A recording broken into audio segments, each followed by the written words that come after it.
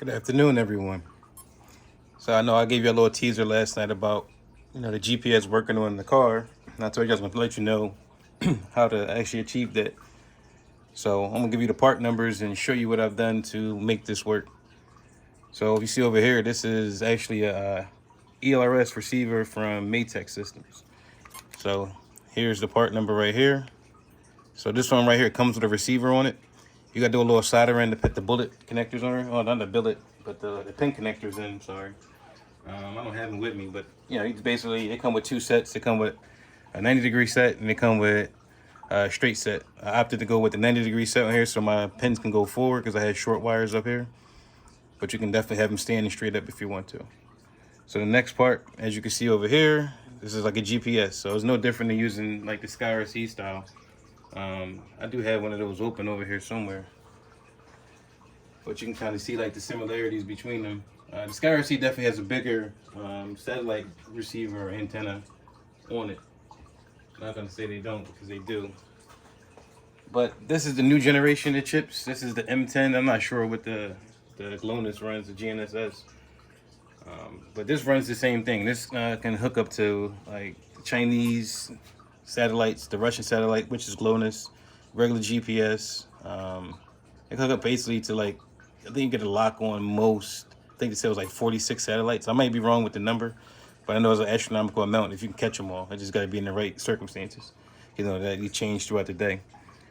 So that became this part number right here, a GNSS SAM MQ10 M10Q.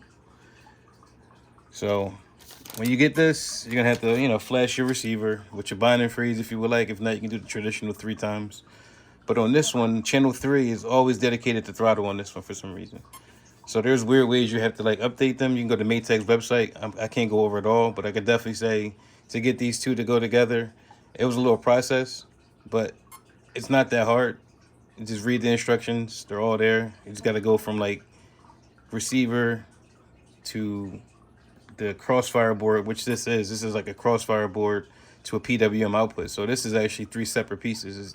It's just that the receiver is soldered onto the actual crossfire output. And then you just have to, solder in your line for your GPS. That's not there either. So I opted to go a little further away, up, get it away from the RF signal. And I know I'm going to have some from the ESC, but that's as far as I can get. I could probably put an extension on it and then move it out back of the car, but we'll see how this works first. But yeah, you can see on here, like I don't have a satellite lock right now, but I'll show you my telemetry setup for what I got going on. So if I hit this now, boop. So these speeds right here are inaccurate at the moment, but it shows me how many satellites I have. This is my radio link quality. This is my transmitter output. So right now it's sitting idle. So it dropped down to 25 because I got it on dynamic. So what this will do is as it's going out, it'll save the battery in the radio for you. Because this can go up to 1,000 milliwatts, so I got the threshold set for 1,000. So this is my telemetry link quality is 100, and this would be like my GPS speed. So one would be my positive, one would be my actual speed. All right, so next thing I'm gonna show you is, I showed you before, I got this set up on this one too, with the perfect pass style. Let me see, go to the output. Yeah, I got to the perfect pass style.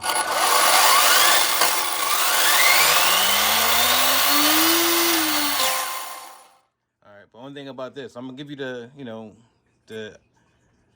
programming to get that to work. Only thing is, if you are going fast and say something happens, and now you're trying to like, if the car is going backwards, you try to hit the throttle.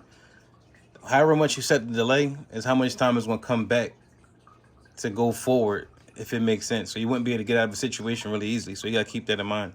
I'm gonna give that to you, but I'm letting you know you're going into this with your own. You can probably find a different way to program it to make it stop doing that. But for right now, this is, as polished as I can get it from me messing with this for the first maybe week or so. But I'm definitely gonna look around and see if there's other ways to do it. I have another solution I'm gonna try that I found from somebody else from the heli community. I'm gonna try that out. But this right now is gonna be a baseline. And I'll give you an update and let you know what's going on further.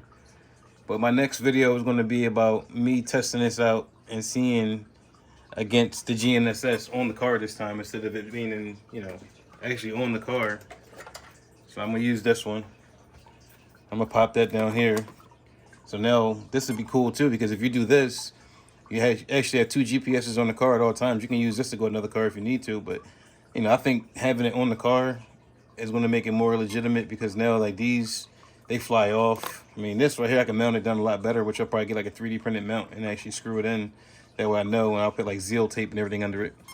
But I think this would be a quick way to GPS your cars, and this is actually cheaper than buying this right now. I think those two parts that I got, I think they were like $70, but you don't have to buy this GPS. You can get a GPS for like maybe $15. You can get like a flywheel or something, like an $8 one. You might be able to get an M8. One thing about the M8s, I heard they take a long time to lock on satellite. Like I said, this was taking a while to lock on satellite too, but when I take it outside, it starts flashing. Right now, it's solid green. Once that starts flashing, it gives you your signal that it's actually looking for a satellite and it's locked on. But, usually it takes about 15, 20 seconds, which is faster than this one too. I mean, this one has good boot up speeds, sometimes. And other times, it goes in and out. Only difference with this is you won't be able to do drag with this setup.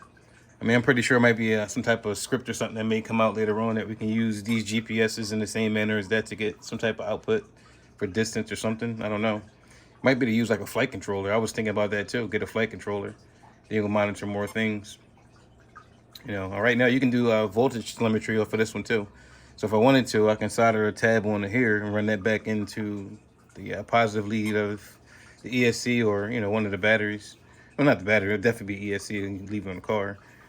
But yeah, you can do that, so that way you can actually get your telemetry back for your car's voltage as you're going too. And that'd be cool too, because like now, instead of having to pull a data log each time, you can kind of put gears on the car, and then you can hit it and set the alarm to come up for certain voltages. That way now if the gear is too much or your throttle pulls too much, you can actually back down. This perfect pass type thing we're going to show you how to do. There's endless possibilities with this radio, it seems like to me. He's just scratching the surface. Wait till they start writing scripts for us. This is going to be crazy. Like, I'm so excited for this radio. So I'm definitely gonna do a range check with this too. I'm gonna try to do that for y'all tomorrow too.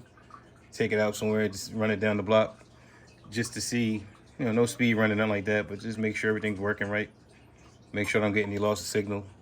That's another thing with this. You gotta make sure that if you get this, you have to make sure you set the fail-safe on there.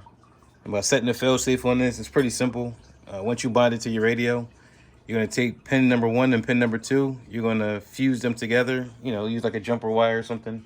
I just took like a servo lead and cut it and, joined it together. But you power it up with something like this because you don't want to have the ESC. So you could do it with that, but I just used this, powered it up on pin number 3. Whatever, they're all the same. No matter if it's 3, 4, 5. You just want to make sure 1 and 2 are jumped. And then you're going to get 8 flashes off of this in about maybe 5 to 10 seconds. Once that does that, you got your radio in neutral everywhere. It learns that position. That way, if the radio ever loses signal, it doesn't run away.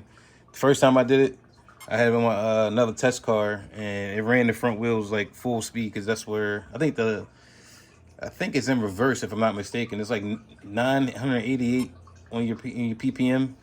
Like 1500 is usually neutral, so that's why you can tell like 1500, 988, anything higher than that is going to be, I believe, throttle. But yeah, definitely.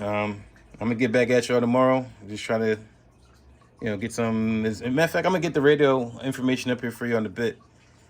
Let me figure out how to get it onto an SD card, and then what I'm gonna do is try to link it to a video. That way you can download that model. Basically, it follows a lot of stuff that Joshua Bartwell put out. So I use his same setup for the steering dual rates, the throttle trim, the reverse trim.